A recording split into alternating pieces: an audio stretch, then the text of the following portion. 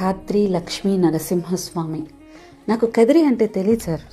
నేను ఇక్కడ రాకముందు నాకు అసలు కదిరి అనే ఒక ప్రదేశం ఉంది అని తెలియదు. అండ్ బేసిక్గా నాకు భక్తి చాలా తక్కువ.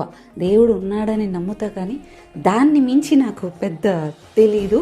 నేను ఎప్పుడు డీప్గా వెళ్ళలేదు. బట్ ఒక ప్రహ్లాదుడిని చిన్నప్పుడు చూసినప్పుడు ఎందుకు ఇంత ధైర్యం ఏంటి, ఎలాగ కాపాడారు ఇదంతా, ఇట్లా అని నేను అనుకునేదాన్ని, ఒక స్టోరీ లాగా చూసేదాన్ని. బట్ నాకు అర్థమైంది ఏంటి అంటే, నాకు సంబంధం లేదు, ఏం జరిగినా నువ్వే, మంచి జరిగినా నువ్వే, చెడ్డ జరిగినా నువ్వే. నేను నిన్ను గుడ్డిగా నమ్మా.